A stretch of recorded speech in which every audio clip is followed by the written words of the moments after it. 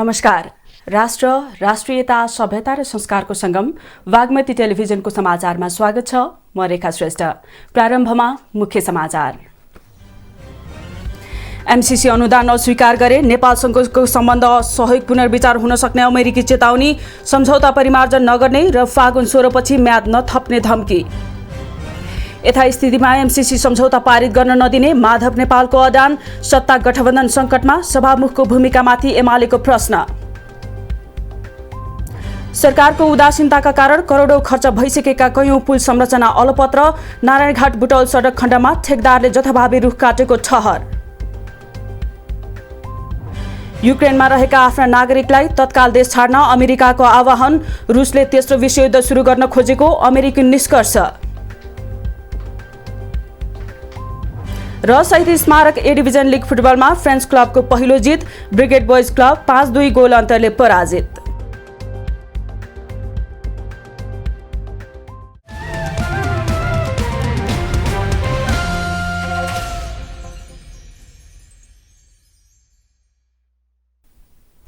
सुरु गरौं एमसीसी सम्झौता स्वीकार गर्न अमेरिकाले दिइरहेको दबाव सम्बन्धी समाचारबाट। अमेरिकी सहयोग परियोजना मिलेनियम च्यालेन्ज कम्प्याक्ट एमसीसीलाई संसदबाट अनुमोदन गर्ने कि फिर्ता पठाउने भन्ने अलमल्ल अन्ततः वार्की पारको चरणमा पुगेको छ। एमसीसी सम्झौतालाई लिएर सत्ता गठबन्धनभित्रै चर्को मतभेद रहेको बेला अमेरिकी सरकारले अब म्याद नथप्ने, सम्झौता परिमार्जन नहुने र फागुन 17 भित्र अन्तिम निर्णयमा पुग्न दबाब दिएपछि प्रमुख दलका नेताहरू दबावमा परेका छन्। एक रिपोर्ट।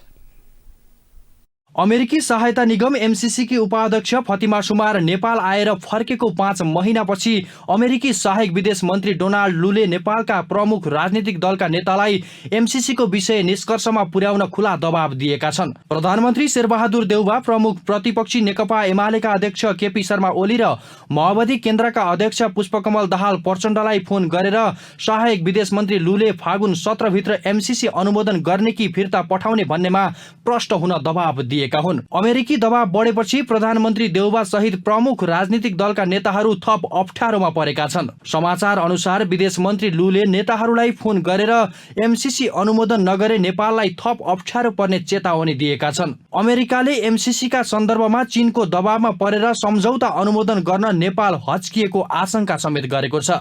यसअघि भदौ अन्तिम साता नेपाल आएकी उपाध्यक्ष सुमारले प्रधानमन्त्री देउवाका साथै प्रमुख विपक्षी दल नेकपा एमालेका अध्यक्ष एवं पूर्व प्रधानमन्त्री केपी शर्मा ओली, नेकपा माओवादी केन्द्रका अध्यक्ष पुष्पकमल दाहाल प्रचण्ड, नेकपा एकीकृत समाजवादीका अध्यक्ष माधव कुमार नेपाल, जनता समाजवादी पार्टीका संघीय परिषदका अध्यक्ष डाक्टर बाबुराम भट्टराई र पार्टी अध्यक्ष उपेन्द्र यादव लगायतका नेतालाई भेटेर एमसीसी स्वीकार गरिदिन दबाब दिएकी थिइन्। एमसीसी के गर्ने हुन्छ भन्ने उहाँहरूको प्रश्न थियो। एमसीसी को बारेमा हामी अहिले सरकारमा छैनौँ। सरकारमा नभएको अवस्थामा हामीले अहिले यही गर्ने भनेर हामीले बोल्ने स्थिति छैन। सरकारमा भएकाहरूले के गर्ने भन्ने उहाँहरूको के छ, अहिलेसम्म कसैले पनि हामीलाई सम्पर्क गर्नुभएको छैन। हामीसँग कुराकानी भएको छैन। उहाँहरूको कुराकानी के आउँछ त्यो हेरेर हामीले निर्णय गरौँ। अहिले हामीले यही गर्ने भनेर हामीले केही पनि भन्न सक्ने अवस्थामा छैनौँ र सायद हामी त्यो भन्नुपर्ने जरुरीमा पनि भएनौँ कि, किनभने उहाँहरूसित पार्लियामेन्टमा चाहिने सजिलो बहुमत छ, 165 छ, हामीलाई चाहिने 136 हो। त्यसो भएको हुँदा अपोजिसनको त्यस मामलामा उहाँहरूले रोल खोज्नु भएको छैन कि जस्तो लागेको छ। त्यसबेला पनि नेपाली कांग्रेस र माओवादी केन्द्रको नेतृत्वले आफूहरू एमसीसी सम्झौता संसदबाट जस्ताको त्यस्तै अनुमोदन गराउने पक्षमा रहेको जनाउ दिएर पठाएका थिए। फतिमाको नेपाल भ्रमण लगत्तै देउवा र दाहालले एमसीसी को मुख्यालयलाई पत्र लेखेर फागुन 17 भित्र संसदबाट अनुमोदन गरिसक्ने प्रतिबद्धता जनाएकाले अहिले अमेरिकी अधिकारीहरूले निर्णायक दबाब दिएका हुन्। अहिले पनि नेपाली कांग्रेसले 17 फागुन अघि नै एमसीसी संसदमा टेबल गराएर अनुमोदन गर्ने पक्षमा प्रतिबद्ध रहेको जवाब दिएको छ। तर माओवादी केन्द्रको भूमिका दोहोरो देखिएको छ। नेकपा एमालेका अध्यक्ष ओलीले अमेरिकी विदेश उपमन्त्री सँगको संवादमा पुरानै अडान सुनाएको नेताहरू बताउँछन्। एमसीसी भित्रको दुईटा प्रोजेक्ट नेपालको अति आवश्यक प्रोजेक्ट हो, तर प्रक्रियामा प्रश्न उठेको हुनाले गर्दाखेरि त्यो प्रक्रियाको टुङ्गो नलागिकन त्यो प्रोजेक्ट अगाडि बढ्न नसक्ने स्थिति भएकोले गर्दाखेरि मेरो त मान्यता एमसीसीबाट यदि त्यो प्रोजेक्ट बन्दैन भने राष्ट्रिय बजेट वा ऋण लिएर भए पनि त्यो प्रोजेक्टलाई अगाडि बढाउनुपर्छ, नेपालको आवश्यकता पुरा गर्नुपर्छ। अमेरिकी अधिकारीहरूको दबाव र दौडधुप बढेपछि नेपाली कङ्ग्रेसले औपचारिक रूपमा पहिलो पटक केन्द्रीय कार्य सम्पादन समितिको बैठकमा एमसीसी बारे छलफल गरेको छ। बैठकमा अधिकांश नेताहरूले एमसीसी अनुमोदन गर्नुपर्ने धारणा राखेपछि कङ्ग्रेस फागुन 17 अघि नै एमसीसी प्रस्ताव संसदमा टेबल गर्ने पक्षमा उभिएको छ। एमसीसी सम्झौतामा हस्ताक्षर भएको 5 वर्ष पुग्नै लाग्दा समेत नेपालले प्रतिनिधि सभाबाट अनुमोदन गरेको छैन। तर परियोजना अन्तर्गत एमसीसी नेपाल मार्फत ऊर्जा तथा सडक पूर्वाधारका क्षेत्रमा काम चलिरहेको छ। यो अवस्थामा यो सम्झौता के गर्ने भन्नेमा अर्थ मन्त्रालय नै अलमलमा छ। माओवादी नेता समेत रहेका अर्थमन्त्री जनार्दन शर्मा राष्ट्रिय सहमतिमा एमसीसी स्वीकार्नुपर्ने आशय व्यक्त गरिरहेका छन्। एमसीसी कुरा एउटा परियोजनाका हिसाबले ऊर्जा क्षेत्रमा सडक क्षेत्रमा कार्यान्वयन गर्ने भन्ने चाहिँ हामीलाई थाहा छँदैछ। तर यो मुद्दा अलि राजनैतिकृत भएर राजनीतिक पार्टीहरूको बिचमा छलफल भइरहेको छ। तर एउटा निष्कर्षतिर लैजानुपर्छ भने राजनीतिक पार्टीहरूको बिचमा, दलहरूको बिचमा राष्ट्रिय सहमति निर्माण गर्ने कुरातिर नै अगाडि बढिरहेको भएको हुनाले मैले सरकारकै प्रयास यतातिर भइरहेको थियो। अर्थमन्त्रीको हिसाबले भन्दा सरकारले गरिरहेको प्रयास, सामान्य प्रधानमन्त्रीले गरिरहेको प्रयास नै त्यतातिर गइरहेको हुनाले त्यो प्रयासबाट एउटा निष्कर्ष निस्किन्छ भन्ने एउटा विश्वासमा म छु। मुख्य रूपमा एमसीसी सम्झौतामा नेपालको विदेश नीति र छिमेक नीति प्रतिकूलका शर्त लादिएका छन्। ती शर्त हटाउन चौतर्फी दबाव परिरहेको छ। यो अवस्थामा मुलुक चुनावी प्रक्रियामा गइसकेको बेला राष्ट्रघात हुन्छ भनिएको एमसीसी बोक्दा ठूलो राजनीतिक क्षति बिहोर्नु पर्ने हुन्छ। त्यसैले पनि अमेरिकी अधिकारीहरूले अहिले अनुमोदनका लागि दबाव बढाएका हुन्। नेपाली कांग्रेसको केन्द्रीय कार्य सम्पादन समितिको बैठकमा नेताहरूका बीचमा एमसीसीका विषयमा मतविभाजन देखिएको छ। पार्टी केन्द्रीय कार्यालय सानेपामा बिहिबारदेखि जारी बैठकमा सभापति शेरबहादुर देउवा सहितका केही नेता एमसीसी सम्झौतालाई प्राथमिकताका साथ अघि बढाउने पक्षमा उभिए पनि नेता शेखर कोइराला पक्षीय नेताले दलहरूको सहमतिमा संसदबाटै यो विषय छिनोफानो गर्नुपर्ने मत राखेका छन्। बैठकमा पनि एमसीसीका विषयमा अमेरिकी अधिकारीले दिइरहेको दबाव, गठबन्धनभित्रको समस्या, सभामुखको भूमिका लगायतका विषयमा छलफल भएको सहमहामन्त्री बद्री पाण्डेले बताउनुभयो। बैठकमा पार्टी सभापति, पदाधिकारी सहित सबै 37 जना समिति सदस्यले धारणा राख्ने क्रम चलिरहेको र पार्टीले चाँडै आधिकारिक धारणा तय गर्ने उहाँले जानकारी दिनुभयो। शुक्रबार नै बसेको नेपाली कांग्रेसको केन्द्रीय निर्वाचन समितिको बैठकले यसअघि माघ 15 गतेका लागि तोकेर स्थगित भएका 16 जिल्लाको अधिवेशन फागुन 13 गते गर्ने निर्णय गरेको छ।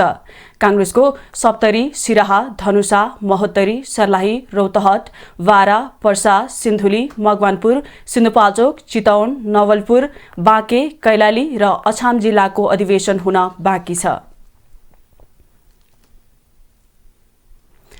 यसैबीच नेकपा माओवादी केन्द्रका अध्यक्ष पुष्पकमल दाहाल प्रचण्डले नेकपा एमालेका अध्यक्ष केपी शर्मा ओलीलाई एमसीसी बारे निर्णय गर्न आग्रह गर्नुभएको छ। अमेरिकी अधिकारीहरूले भौतिक तथा टेलिफोन मार्फत एमसीसी पास गर्न दबाव दिन थालेपछि प्रचण्डले ओलीसँग टेलिफोनमा यस्तो आग्रह गर्नुभएको हो। पार्टी विभाजन र नयाँ सत्ता समीकरणपछि ओली र दाहाल बीच पहिलो पटक वार्ता भएको हो। जवाफमा एमाले अध्यक्ष ओलीले एमसीसीका विषयमा पहिले सत्ता गठबन्धन प्रष्ट हुनुपर्ने र संसदमा टेबल भएपछि एमालेले औपचारिक धारणा सार्वजनिक गर्ने जवाफ दिएको, यसपछि पुनः चुनावपछि भए पनि पास गर्न अनुरोध गरेको, त्यसलाई पनि ओलीले अस्वीकार गरेको एमालेका प्रचार विभाग उपप्रमुख विष्णु रिजालले जानकारी दिनुभयो।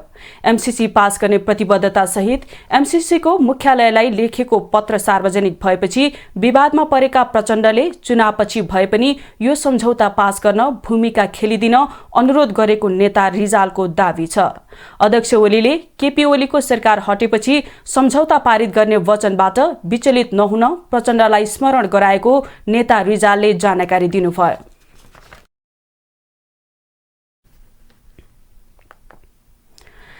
नेकपा एमाले स्थानीय तह निर्वाचन प्रशिक्षण तथा अभिमुखीकरण कार्यक्रम सुरु गरेको छ।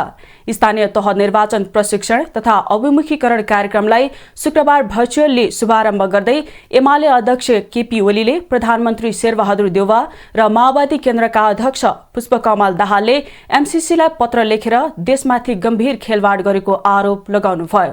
उहाँले सभामुख अग्निप्रसाद सापकोटाले अनधिकृत ढंगले संसदमा निर्णयार्थ पेश गरिएको एमसीसी सम्झौता अघि बढ्न नदिएको भन्दै आपत्ति समेत जनाउनुभयो। सभामुख सापकोटाका यस्ता खालका पदीय मर्यादा विपरीतका गतिविधिलाई सत्तारूढ गठबन्धनका केही नेताले प्रशंसा गरेकोमा आफूलाई शरम लागेको अध्यक्ष ओलीले टिप्पणी गर्नुभयो। सरकारले निर्णयार्थ पेश गर्नका लागि संसदमा प्रस्तुत गरेको दर्ता गरेको चिजलाई सभामुखले पेश नगरेर रोक्छु भन्न सभामुखको अधिकार छैन, कर्तव्य होइन र उनले त्यो अनधिकृत ढङ्गले बल्मी चाहिँ गरेको छ सभामुखले। यस्तो कुरा यो गठबन्धनको निरीहता हो। स्थानीय, प्रदेश र संघीय तीनवटै तहको निर्वाचनमा आफ्नो पार्टीले बहुमत ल्याउने दावी गर्नुभयो। उहाँले सत्तारूढ गठबन्धनलाई बत्ती निभाएर वा मतपत्र च्यातेर चुनाव जित्ने सपना नदेख्न पनि चेतावनी दिनुभयो। आफ्नो पार्टीले निर्वाचनबाट कसैलाई पनि भाग्न नदिने अध्यक्ष ओलीको भनाइ छ। उहाँले देश, जनता, पार्टी र आन्दोलन विरुद्ध षड्यन्त्र गरेर पार्टी विभाजन गर्नेहरूको भ्रममा नपरी पार्टीमा फर्किन पनि स्थानीय तहका जनप्रतिनिधिहरूलाई आह्वान गर्नुभयो। अध्यक्ष ओलीले आफ्नो पार्टीबाट निर्वाचित भएका स्थानीय तहका जनप्रतिनिधिले जनताको पक्षमा असाधारण काम गरेको दावी समेत गर्नुभयो। किन ठाउँ छ भने खोजे हुन्छ। संघीय र प्रदेशमा पनि हामीले आगामी निर्वाचनमा बहुमत प्राप्त गर्नेछौँ। यो गठबन्धन तोडेर होइन, गठबन्धन कायमै राखेर गठबन्धनसँग लडेर हामी बहुमत प्राप्त गर्छौँ भन्ने कुरा म अहिले नै भनिदिन चाहन्छु। अध्यक्ष ओलीले चुच्चे नक्सा प्रयोग गर्ने तथा मिचेको जमिन फिर्ता ल्याउने दिशामा सरकार र सत्तारूढ दलहरूले सिन्को नभाचेको भन्दै मुलुकको भौगोलिक अखण्डतामाथि खेलवाड नगर्न चेतावनी समेत दिनुभएको छ। नेकपा एकीकृत समाजवादीका अध्यक्ष माधव कुमार नेपालले यथास्थितिमा एमसीसी सम्झौता आँखा चिम्लेर समर्थन गर्न नसकिने बताउनु भएको छ। शुक्रबार वीरगञ्जमा पत्रकारहरूसँग कुरा गर्दै सत्ता साझेदार दलका अध्यक्ष नेपालले एमसीसीका विषयमा नेपाली जनता र राजनीतिक दल विभाजित भएकाले पारित गर्न हतार गर्न नहुने बताउनुभयो। नेपालीको जनमत एमसीसी विरुद्ध रहेको भन्दै उहाँले सम्झौता अनुमोदनको मिति पर सार्दा उत्तम हुने समेत बताउनुभयो। एमसीसीका विषयमा भइरहेको प्रचार र नागरिकले उठाइरहेको प्रश्न निरूपण गर्न पनि उहाँले सुझाव दिनुभयो। अध्ययन कार्यदलले विभिन्न समयमा थुप्रै शर्त सुधार्न सुझाव दिएकाले अहिले कसैको दबावमा आँखा चिम्लेर समर्थन गर्न नसकिने नेता नेपालको तर्क छ। उहाँले यो इन्डो पेसिफिक रणनीतिको अङ्ग हो होइन, अमेरिकी सुरक्षा रणनीति अन्तर्गत पर्छ पर्दैन, सैन्य संलग्नता छ छैन, ट्रान्समिसन लाइन तलको भूभाग वा सडक बनाउँदा नेपालको सार्वभौम अधिकार रहन्छ रहँदैन जस्ता विषयमा थप प्रष्टता चाहिने पनि बताउनुभयो। समाचारमा एकैछिन विश्राम।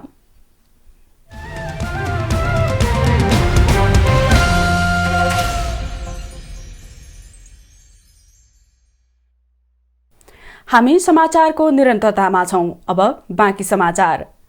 नारायणघाट बुटौल सडक खण्डमा डीपीआरमा उल्लेख भएभन्दा बढी रुख काट्ने र गलत आँकडा पेश गर्नेमाथि छानबिन गर्न संसदीय समितिले निर्देशन दिएको छ।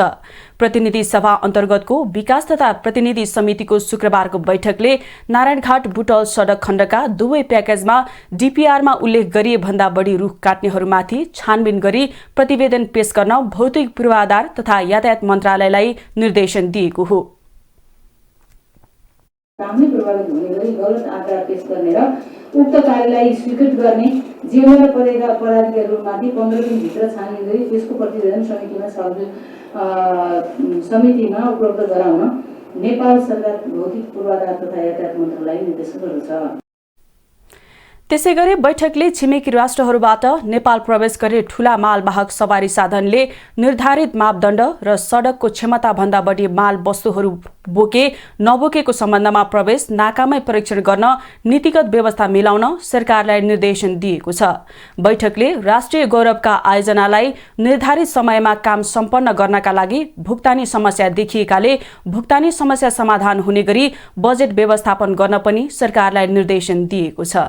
अभाव समस्या अन्त्य हुने गरी बजेट व्यवस्थापन गर्न र निर्माण सामग्री सहज उपलब्ध हुने व्यवस्था आवश्यक व्यवस्था मिलाउन समिति नेपाल सरकार प्रधानमन्त्री तथा मन्त्रीपरिषदको कार्यालय तथा अन्य अर्थ मन्त्रालय भौतिक तथा यातायात मन्त्रालय राष्ट्रिय योजना आयोगलाई निर्देशन गर्दछ। समितिले समितिबाट स्थलगत अध्ययन अवलोकन भ्रमण भई तयार पारिएको नारायणघाट बुटौल सडक खण्डको स्थलगत अध्ययन अवलोकन भ्रमण प्रतिवेदन 2078 र मदन भण्डारी लोकमार्गको स्थलगत अध्ययन भ्रमण प्रतिवेदन 2078 पारित गर्दै प्रतिवेदनले निर्दिष्ट गरेका विषयमा कार्यान्वयनका लागि सरकारवाला मन्त्रालय तथा निकायमा पठाउने निर्णय पनि गरेको छ। सडकमा बढ्दो सवारी साधन तथा पैदल यात्रीको चाप व्यवस्थित गर्न सडक विभागले 2071 सालमा ठेक्का सम्झौता गरी निर्माण सुरु भएको कालीमाटी र टेकु जोड्ने पुल निर्माण सकिएको 3 वर्ष नाघेको छ। तर करिब 22 करोड रुपैयाँ खर्च भइसकेको पुल बिग्रेका सवारी साधन थन्क्याउने पार्किङ स्थल मात्र बनेको छ। सरकारले ठेकदारको लापरवाही भन्दै पटक पटक पुल भत्काउन निर्देशन दिए पनि न पुल भत्केको छ न सञ्चालनमा आएको छ। एक रिपोर्ट। प्रतिनिधि सभामा जनप्रतिनिधिका रूपमा प्रतिनिधित्व गर्ने र नीति निर्माण प्रक्रियामा प्रत्यक्ष सामेल हुने सांसद हरिनारायण रौनियार अर्थात् पप्पू। तिनै रौनियारको पप्पू कन्स्ट्रक्सनले ठेक्का सम्झौता विपरीत लामो समय अलपत्र छाडेको र अहिले मापदण्ड बाहिर गएर निर्माण सम्पन्न गरेको यो कालीमाटीको पुल। ठेक्का सम्झौता अनुरूप यो पुल 62 मिटर लामो हुनुपर्छ। दुवैतर्फ जङ संरचनामा मापदण्ड अनुसारको आरसीसी पिल्लर र बीचको बाँकी 30 मिटर भागमा प्रिस्टेज कङ्क्रिट तार हाल्नुपर्ने उल्लेख थियो। तर ठेक्का हात परेपछि पप्पू कन्स्ट्रक्सनले राजनीतिक आड र प्रभावमा यो पुल सम्झौता बाहिर गएर निर्माण गर्यो। सहरको मध्य भागमा सधैँ सवारी चाप हुने पुल निर्माणमा गुणस्तरहीन निर्माण सामग्री प्रयोग गरेको पुष्टि भएपछि पटक पटक काम रोक्न र बनेको संरचना भत्काउन संसदीय समिति र सरकारले निर्देशन दियो। तर पप्पूले न संसदीय समितिलाई टेर्यो न विभागीय मन्त्रीको निर्देशन नै मान्यो। निष्कर्ष निकालेर त्यहाँ अर्को पुल बनाउनु पर्छ। त्यति मात्र होइन, यहाँ बागमतीको पुल पनि तिनकुनेको राणाको देखाएर बनाउनु पर्यो नि त, अरूलाई जिम्मा दिएर पनि बनाउनु पर्यो। शहरी विकास आयोजना र निर्माण कम्पनी बीच 2071 असारमा 62 मिटर लामो पुल 3 वर्षभित्रै निर्माण सम्पन्न गर्ने सम्झौता भएको थियो। 2074 सालमा ठेक्का सम्झौता अनुसारको समय गुज्रिसकेपछि पप्पूले रातारात कमर्सल सामग्री हालेर 2075 साल भदौमा बाँकी रकम भुक्तानीसँगै पुल हस्तान्तरणको प्रयत्न गर्यो। तर डिभिजन सडक कार्यालय काठमाडौँले पप्पूको माग अनुसारको 2 करोड रुपैयाँ भुक्तानी पनि गरेन र पुल गुणस्तरहीन मापदण्ड विपरीत बनेको निष्कर्ष निकाल्यो। विभागका अनुसार पुलमा पप्पू कम्पनीले एकतर्फी रूपमा 5 mm कम रेडियसको तार प्रयोग गरेको छ। ठेक्का सम्झौतामा यो पुलको बीचको 30 मिटर खण्ड अड्याउन 150 mm रेडियसको 15 वटा लट्ठा दुवैतर्फ तान्नुपर्ने उल्लेख छ। कम रेडियस भएको लट्ठा हालेपछि विवाद सुरु भए पनि पप्पूले एसियाली विकास बैंक एडीबीको 20 करोड 13 लाख ऋण सहयोगमा बनेको पुलका नाममा 18 करोड लागिसकेको छ। टेकुको केसमा चाहिँ त्यहाँ टेन्डन वायरको डायमिटर नपुगेको भन्ने कुरो आएको थियो। टेन्डन वायर भनेको के भन्छ, त्यो प्रिस्टेज पुल हो। प्रिस्टेज पुललाई हामीले चाहिँ पहिल्यै स्टेज दिनलाई एउटा वायर प्रयोग गरेको हुन्छ, जसलाई पछि ढलान गरिसकेपछि तन्काइन्छ। त्यो डायमिटरमा डिबेट भएको र अरू पनि इस्युहरू छन्। त्यो चाहिँ मुख्य इस्यु यो भएको थियो र यसमा चाहिँ उसले जुन चेन्ज गर्यो त्यो चाहिँ प्रायर एप्रुभल नलिएर गरेको स्थिति भएको हुनाले त्यो चाहिँ रिजेक्सनमा गएको हो। अब त्यो चाहिँ कस्तो भनेपछि हामीले रिजेक्सन गरिसक्यौँ, कन्ट्र्याक्टरले मेरो ठिक छ भनेर त्यो विवाद नसल्टिएको हुनाले त्यो स्थिति आएको देखिन्छ। देशका विभिन्न भागमा यस्ता दर्जनौं पूर्वाधार ओगटेर विकास निर्माणलाई अस्तव्यस्त बनाइरहेको पप्पुकै बदे नियतको शिकार भएको तीनकुने र बानेश्वर जोड्ने नेटवर्क आर्क ब्रिज अहिले पनि यो अवस्थामा छ।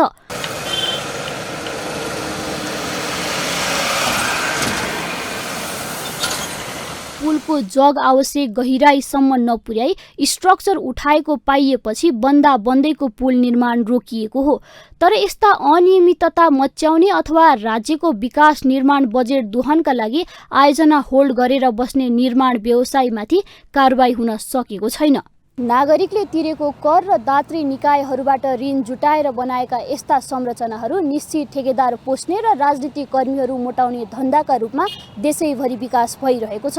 यो पुल त्यसैको एउटा उदाहरण हो। बागमती टेलिभिजनका लागि क्यामेरामा नितेश माथेमा र गौरव अधिकारीका साथ यशोदा भण्डारी, काठमाडौँ। सरकारले 18 वर्ष उमेर पूरा भएका सबैलाई कोरोना विरुद्धको बुस्टर डोज भ्याक्सिन दिने भएको छ।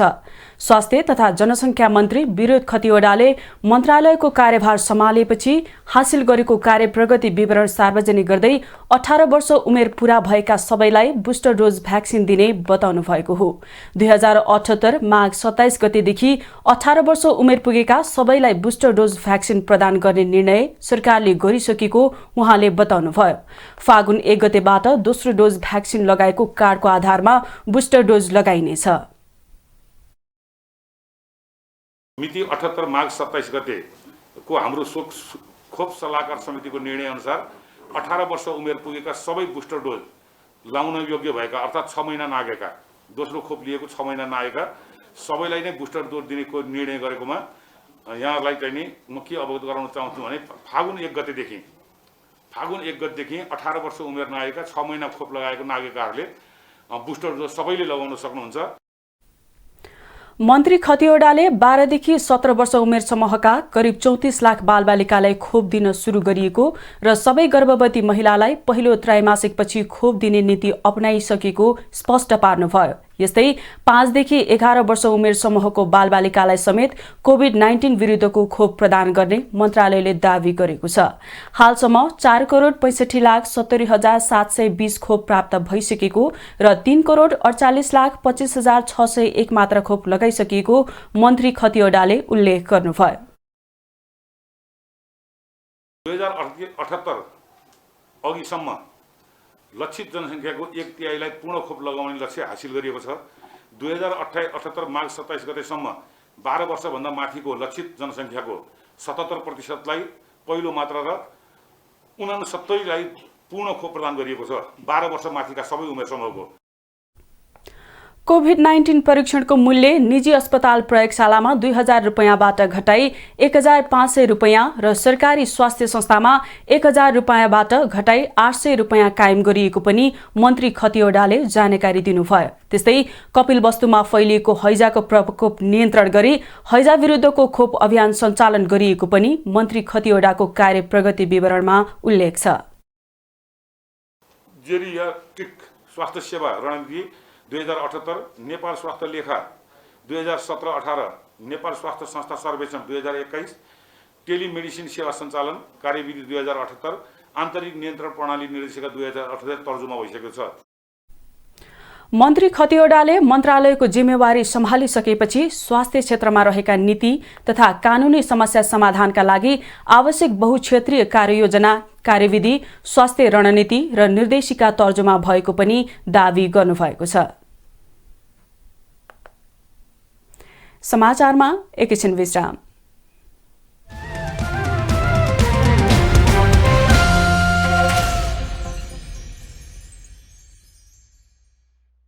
हामी समाचारको निरन्तरतामा छौं। अब बाँकी समाचार। प्रधान सेनापति प्रभुराम शर्माले कञ्चनपुरको महेन्द्रनगर स्थित सालघारी क्षेत्रमा निर्माणाधीन होल्डिङ सेन्टरको निरीक्षण गर्नुभएको छ। रक्षा सचिव किरणराज शर्मा सहित सुदूरपश्चिम प्रदेश क्षेत्रको भ्रमणमा रहेको सेनापति शर्मा सहितको टोलीले शुक्रबार बिहान 1000 क्षमताको निर्माणाधीन होल्डिङ सेन्टर निरीक्षण गरेको हो। गत वैशाखमा नेपाल सरकारको मन्त्री परिषद बैठकको निर्णय बमोजिम नेपाली सेनाले निर्माण गर्ने भनिएको होल्डिङ सेन्टर निर्माण अन्तिम चरणमा पुगेको छ। नेपाली सेना मार्फत होल्डिङ सेन्टर हनुमान कन्स्ट्रक्सन प्रणालीले निर्माण गरिरहेको छ। ठेकेदार कम्पनीका साइट इन्चार्ज लक्ष्मण सापकोटाले होल्डिङ सेन्टरको निर्माण कार्य 95% सकिएको र बाँकी काम फागुन मसान्तभित्र सम्पन्न गरी सम्बन्धित प्रदेश सरकारलाई हस्तान्तरण गर्ने जानकारी सेना प्रधान सेनापति शर्मालाई गराउनुभयो। सेनाको श्री नम्बर 25 बाहिरी अड्डा भगतपुर ब्यारेकले होल्डिङ सेन्टरको निर्माणको काम हेरिरहेको छ। बाहिनीले निर्माण कार्यको अनुगमन तथा सुपरिवेक्षण गर्ने गरेको छ। 29 करोड रुपैयाँमा होल्डिङ सेन्टरको ठेक्का पाएको निर्माण कम्पनीले फागुन मसान्तसम्म होल्डिङ सेन्टर सेनालाई हस्तान्तरण गर्ने जनाएको छ। 3 विधा क्षेत्रफलमा निर्माण भइरहेको स्थायी होल्डिङ सेन्टरको 22 वटा अलग अलग ब्लक निर्माण भएका छन्। निर्माण भएका सबै ब्लकमा बाथरुम, भान्सा, डाइनिङ रुम लगायतका पूर्वाधार रहेका छन्।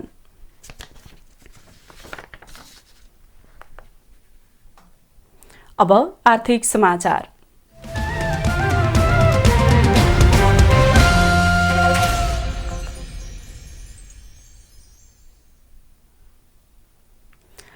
नेपाल डेयरी एसोसिएसन र डेयरी उद्योग संघले दुग्ध विकास संस्थानले कायम गरेको दूधको उपभोक्ता मूल्य नमान्ने भन्दै आफू खुसी मूल्य समायोजन गरेका छन्। शुक्रबार काठमाडौँमा पत्रकार सम्मेलन गर्दै दुई संघले दुग्ध विकास संस्थाले कायम गरेको उपभोक्ता मूल्य नमान्ने बताएका हुन्। नेपाल डेयरी एसोसिएसनका अध्यक्ष राधाकृष्ण सापकोटाले डीडीसीले आफै सम्मिलित भएर गरेको निर्णयलाई लत्याएको भन्दै अब नेपाल डेयरी एसोसिएसन र डेयरी उद्योग संघ आफ्नो ढंगबाट अघि बढ्ने बताउनुभयो। उहाँले अबका दिनमा आफूहरू दुग्ध विकास स्थानसँग सँगै जान नसक्ने र किसानहरूलाई संस्थानको भन्दा 2 रुपैयाँ बढी दिने र उपभोक्तासँग 10 रुपैयाँ बढी लिने बताउनुभयो। नेपाल डेयरी एसोसिएसन र डेयरी उद्योग संघले दूधको प्रति लिटर मूल्य 10 रुपैयाँले बढाएर 86 रुपैयाँ बनाउने निर्णय गरेको अध्यक्ष सापकोटाले बताउनुभयो। उपभोक्तामा 1 रुपैयाँ पैसा बढाउँछौँ हामी, किसानलाई संस्थानको भन्दा 2 रुपैयाँ पैसा बढी दिन्छौँ र उपभोक्तासँग हामी 1 रुपैयाँ 10 रुपैयाँ गर्दाखेरि अझ कल्टो। अब हामी व्यवहारमा पनि हेरौँ, 42 रुपैयाँ 50 पैसा छ। हामी व्यवहारिकता पनि भएन। 42 रुपैयाँ 50 पैसा दुधको मूल्य छ। तपाईँ प्याकेट किन्न जानुहुन्छ 50 पैसा तपाईँको गोजीमा हुन्छ।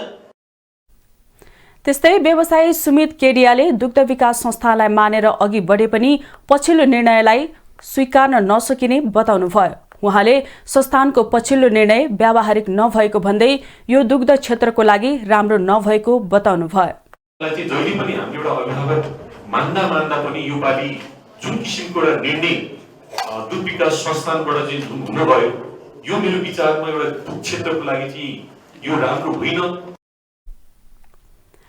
अर्का व्यवसायी अरण्यको राज भण्डारीले दुग्ध विकास संस्थानको निर्णयले अव्यावहारिक भएकाले किसानहरू अहिले पनि मारमा परिरहेको बताउनुभयो। उहाँले अब निजी क्षेत्रले यसको नेतृत्व गरेर अघि बढ्ने र किसानहरूलाई उचित मूल्य दिने बताउनुभयो। यो दुग्ध विकास संस्थान आज दुग्ध विकास संस्थान जस्तो भएको यस्तै अव्यावहारिक निर्णय गर्नाले हो। यो र दुग्ध किसानहरू आज फस्टाउन नसकेका कारण यस्तै अव्यावहारिक निर्णय गरेको हो। दुग्ध विकास संस्थानले केही दिन अघि मात्रै कच्चा दूधको मूल्यमा 9 रुपैयाँ बढेको र शुक्रबारबाट लागू हुने जनाएको थियो। तर नेपाल डेयरी एसोसिएसन र डेयरी उद्योग संघले भने आगामी फागुन 1 गतेदेखि लागू हुने गरी कच्चा दूधको न्यूनतम मूल्य 53 रुपैयाँ 45 पैसा वृद्धि गरी 62 रुपैयाँ कायम गरेको छ भने दूरीका आधारमा अन्तिम क्षेत्र र जिल्लाको मूल्य निर्धारण गर्ने बताएको छ। अब पालो बेलाको बोली। वस्तु तथा सेवा क्षेत्रमा सरकारको उपस्थिति कमजोर भइरहेको बेला सरकारले इन्धनको मूल्य समेत अचाकली बढाएको छ। सबै क्षेत्रमा अराजकता छ। यसरी मनलाग्दी मूल्य वृद्धिले तपाईको दैनिकीमा कस्तो असर परिरहेको छ भनेर हामीले सर्वसाधारणसँग सोधेका थियौं। हेरौं सर्वसाधारणको भनाई जस्ताको तस्तै।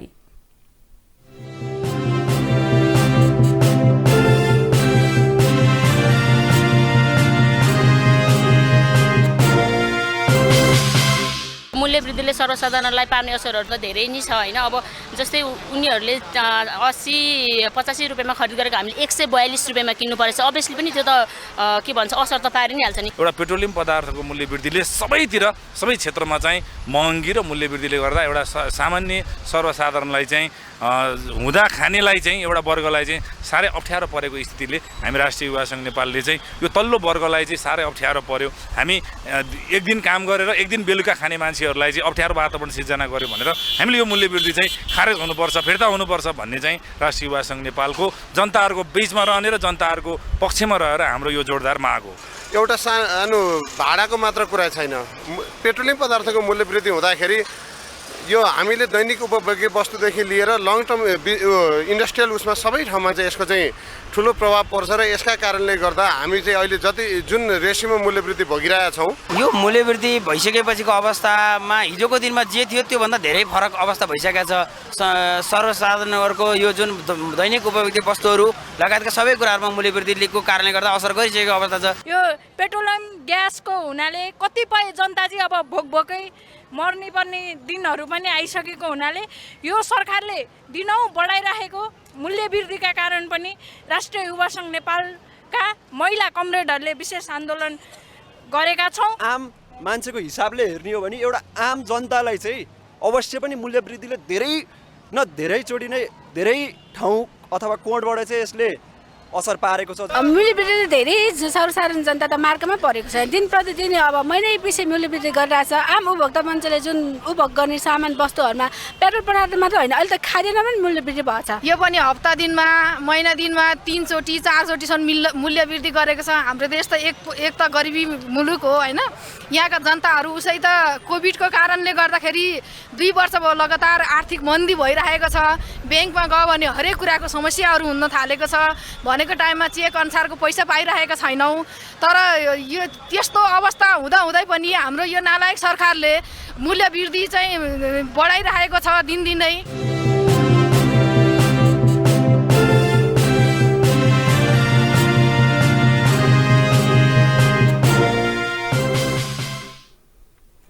पछिल्लो एक सातामा नेप्से परिसूचकसँगै लगानीकर्ताको सम्पत्तिमा पनि गिरावट आएको छ। गत साता 1,36,74 करोड रुपैयाँले वृद्धि भएको लगानीकर्ताको सम्पत्ति यो साता भने 1,05,73 करोड रुपैयाँले गिरावट आएको छ। यो साता कस्तो रह्यो त शेयर बजार? यो साता शेयर बजारको परिसूचक नेप्से 75 अङ्कले घटेको छ। गत साता 2876 अङ्कमा रहेर बन्द भएको नेप्से यो साता 2801 अङ्कमा कायम भएको छ। यो साता 5 दिन कारोबार हुँदा एक दिन मात्रै बजार उकालो लाग्यो भने अरू 4 दिन कारोबार ओह्रालो लाग्यो। साताको पहिलो दिन आइतबार परिसूचक नेप्से 40.57 अङ्कले घटेको थियो। सोमबार 15.69 अङ्कले बढ्यो। मङ्गलबार 16.30, बुधबार 22.11 र बिहिबार 11.96 अङ्कले बजार घट्यो। कारोबार रकम पनि यो साता बढ्न सकेन। गत साता सबै दिनको कारोबार 5 अर्ब भन्दा बढी थियो। यो साता आइतबार कुल 5 अर्ब 83 करोड, सोमबार 5 अर्ब 2 करोड, मङ्गलबार 6 अर्ब 28 करोड, बुधबार 3 अर्ब 47 करोड र बिहिबार 3 अर्ब 82 करोड रुपैयाँको कारोबार भएको छ। यो साता जीवन बीमा उपसमूहका लगानीकर्ताले सबैभन्दा धेरै गुमाए। सो उपसमूह 4.7% घटेको छ। खास गरी नेपाल लाइफ इन्सुरेन्स कम्पनीको मूल्यमा भारी गिरावट आउँदा सो उपसमूह बढी प्रभावित रह्यो। यो साता अन्य उपसमूह मात्रै बढ्यो। सो उपसमूह 1.45% बढ्यो। नेपाल टेलिकमको मूल्य बढ्दा समग्र उपसमूह बढेको हो। साताको अन्तिम कारोबारको दिन बिहिबार नेप्से परिसूचक 11.96 अङ्कले घटेर 2801.56 बिन्दुमा झरेको छ।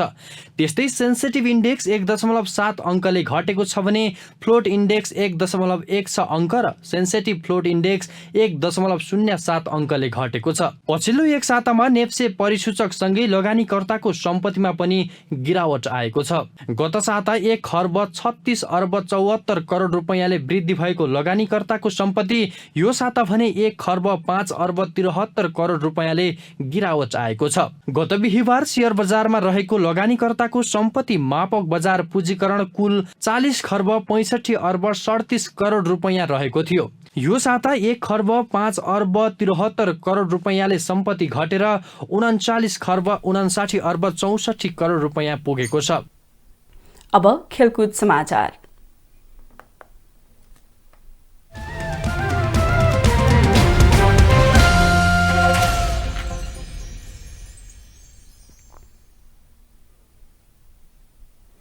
शहीद स्मारक ए डिभिजन लिग फुटबलमा फ्रेन्च क्लबले पहिलो जित निकालेको छ।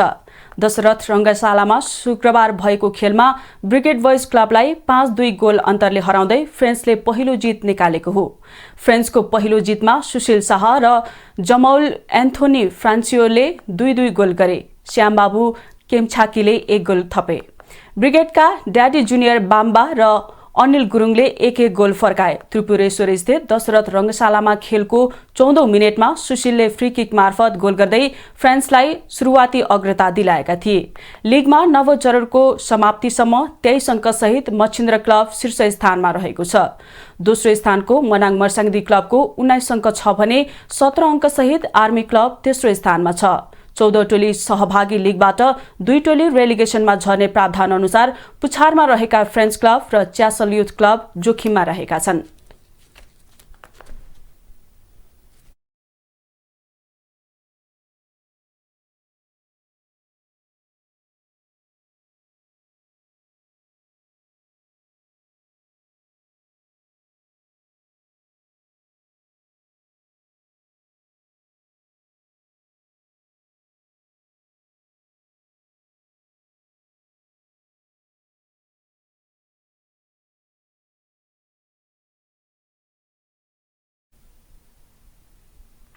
समाचारको अन्त्यमा पुनः मुख्य समाचार। एमसीसी अनुदान अस्वीकार गरे नेपालसँगको सम्बन्ध र सहयोग पुनर्विचार हुन सक्ने अमेरिकी चेतावनी। सम्झौता परिमार्जन नगर्ने र फागुन 16 पछि म्याद नथप्ने धम्की। यथास्थितिमा एमसीसी सम्झौता पारित गर्न नदिने माधव नेपालको अडान। सत्ता गठबन्धन सङ्कटमा सभामुखको भूमिकामाथि एमालेको प्रश्न। सरकारको उदासीनताका कारण करोडौं खर्च भइसकेका कयौं पुल संरचना अलपत्र। नारायणघाट मुटोल सडक खण्डमा ठेकदारले जथाभावी रुख काटेको ठहर। युक्रेनमा रहेका आफ्ना नागरिकलाई तत्काल देश छाड्न अमेरिकाको आह्वान। रुसले तेस्रो विश्वयुद्ध सुरु गर्न खोजेको अमेरिकी निष्कर्ष। र शहीद स्मारक ए डिभिजन लिग फुटबलमा फ्रेन्च क्लबको पहिलो जित। ब्रिगेड बोइज 5-1-2 गोलले पराजित।